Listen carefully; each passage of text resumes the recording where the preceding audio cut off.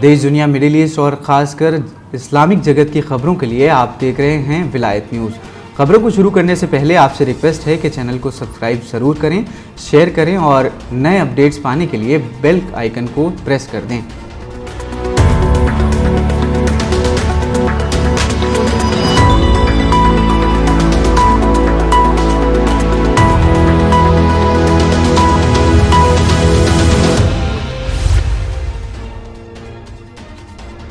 शुरू करते हैं आज की खास रिपोर्ट, जहां दमिश्क पहुंचे पुतिन के विशेष दूत। रूस यूक्रेन युद्ध के बाद होगा दुनिया में शक्ति संतुलन। रूस के राष्ट्रपति व्लादिमीर पुतिन के विशेष दूत अलेक्जेंडर लॉवरेंतीव दमिश्क पहुंचे हुए हैं, जहां उन्होंने राष्ट्रपति बशार असद से मुलाकात की है। सीरिया के राष्ट्रपति भवन से जारी किए गए बयान के अनुसार आज दमिश्क में राष्ट्रपति असद ने सीरिया मामलों में रूसी राष्ट्रपति के विशेष दूत अलेक्जेंडर लॉवरेंतीव के साथ आए एक प्रतिनिधि मंडल की मेज़बानी की। इस बयान के अनुसार बशार असद ने रूस यूक्रेन युद्ध पर रूस का समर्थन करते हुए कहा है कि हम रूसी मूल की बहुसंख्यक आबादी वाले 4 हिस्सों में रेफरेंडम के बाद उन्हें रूस में शामिल किए जाने पर रूस को बधाई देते हैं। इस बैठक में सीरिया के शरणार्थियों की वतन वापसी को लेकर खास तौर से चर्चा की गई।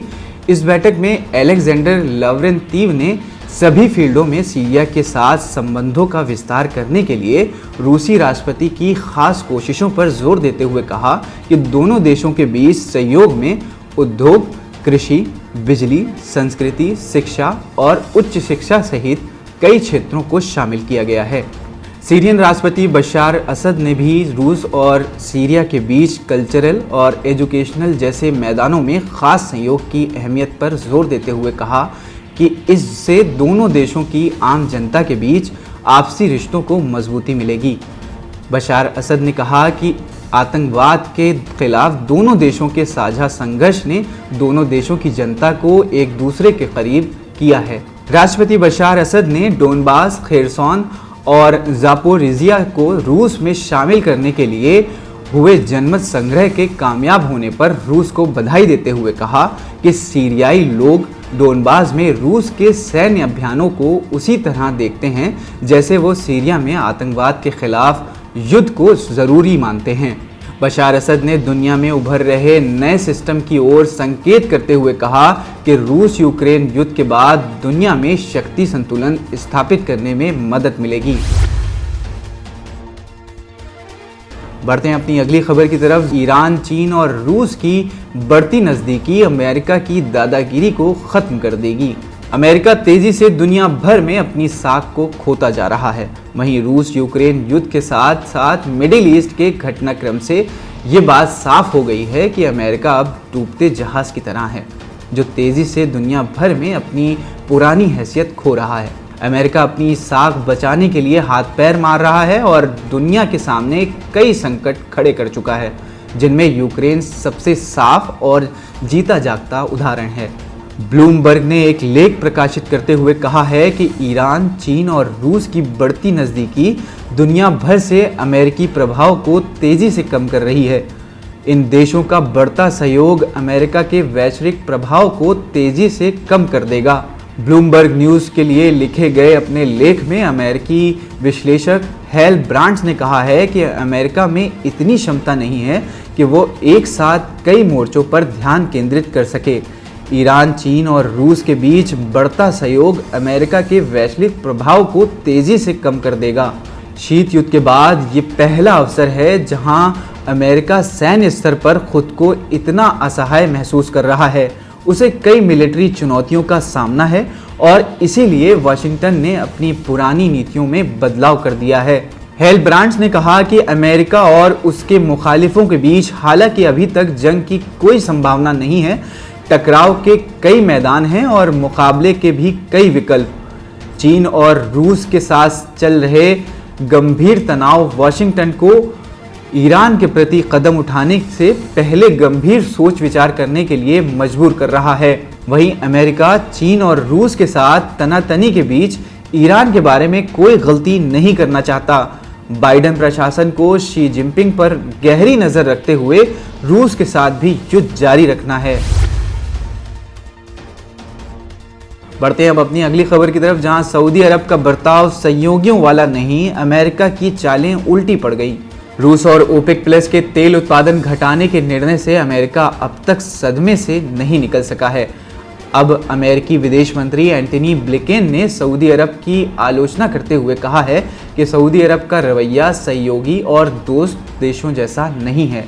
अमेरिकी विदेश मंत्री एंटनी ब्लिंकेन ने ओपेक प्लस के जरिए 2 बिलियन बैरल तेल उत्पादन घटाने के निर्णय की आलोचना करते हुए कहा कि ओपेक प्लस के इस निर्णय से अंतर्राष्ट्रीय बाजार तेल की कीमतों में उछाल आएगा और इससे रूस को फायदा होगा और मॉस्को की आमदनी बढ़ जाएगी। एबीसी न्यूज को इंटरव्यू देते हुए अमेरिकी विदेश मंत्री एंटनी ब्लिंकेन ने कहा है कि जिस समय हम अर्थव्यवस्था को उभारने के प्रयास में लगे हुए हैं, ऐसे में ओपेक प्लस का ये फैसला बहुत ही निराशाजनक है। ओपेक प्लस ने ये फैसला लेने में गलत अनुमान लगाया है। ये बहुत गलत और अफसोसजनक बात है।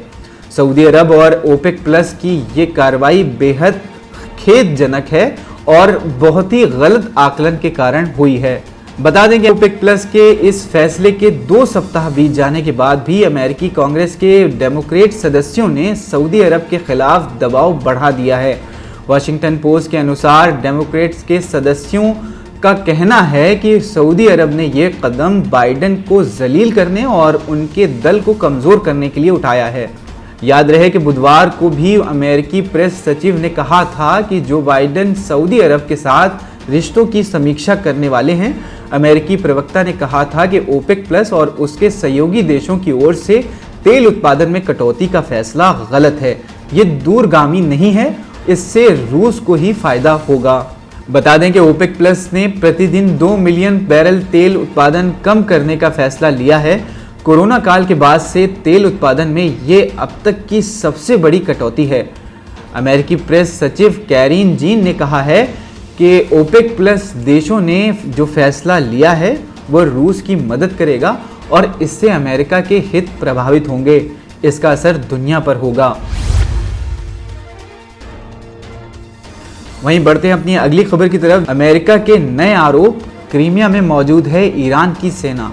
यूरोप और अमेरिका अभी तक ईरान पर रूस को साजो सामान देने के आरोप लगाते रहे हैं, लेकिन अब अमेरिका ने एक कदम और आगे बढ़ते हुए अपने बेहुदा दावों को और बड़ा करते हुए कहा है कि क्रीमिया में ईरान के फौजी मौजूद हैं जो रूस का सहयोग कर रहे हैं। हालांकि अपने विरोधाभासी बयानों में अमेरिका कह भी चुका है कि हमारे पास ना तो ऐसे कोई सबूत हैं और ना ही हम इन बातों की पुष्टि कर सकते हैं कि रूस ईरान निर्मित ड्रोन्स का इस्तेमाल कर रहा है या नहीं। लेकिन एक बार फिर अमेरिकी विदेश विभाग के प्रवक्ता नेड प्राइस ने कहा है कि हम इस बात की पुष्टि करते हैं कि रूस क्रीमिया से यूक्रेन पर हमले करने के लिए ईरान निर्मित ड्रोन्स विमानों का उपयोग कर रहा है। हालांकि अमेरिकी विदेश विभाग के प्रवक्ता नेड प्राइस ने अपने दावों के लिए कोई सबूत या साक्ष्य पेश नहीं किया है, लेकिन ईरान पर बड़ा आरोप लगाते हुए कहा है, हाल ही के दिनों में हमारी छानबीन और आकलन से मालूम होता है कि ईरानी सेना क्रीमिया में मौजूद है और वो यूक्रेन पर ड्रोन हमले करने में रूस की मदद कर रही है। रूस ने ईरान से दर्जनों आक्रामक ड्रोन खरीदे हैं और आने वाले दिनों में भारी संख्या में वो और ड्रोन्स खरीद सकता है। नेड प्राइस ने दावा करते हुए कहा कि यूक्रेन में जो कुछ चल रहा है, रूस और ईरान उस सब की अनदेखी करते हुए अपने सैन्य सहयोग को झुठलाने में लगे हुए हैं। मैदानी सच्चाई से अलग ईरान अपने दावों पर अड़िग है। बता दें कि ईरान रूस और यूक्रेन जंग में तटस्थ रहा है और वो रूस को ड्रोन देने के यूरोप और अमेरिका के आरोपों को बेबुनियाद बताता रहा है। ईरान विदेश मंत्रालय ने रूस और यूक्रेन दोनों से ही संपर्क साधते हुए इस संकट को आपसी वार्ता से हल करने की ज़रूरत पर जोर देते हुए मध्यस्थता करने की पेशकश की है। आज का बुलेटिन यहीं समाप्त होता है। विलायत न्यूज़ को सब्सक्राइब करें, शेयर करें। नए अपडेट्स पाने के लिए बेल आइकन ज़रूर प्रेस कर दें ताकि इससे आप नए अपडेट्स पा सकें।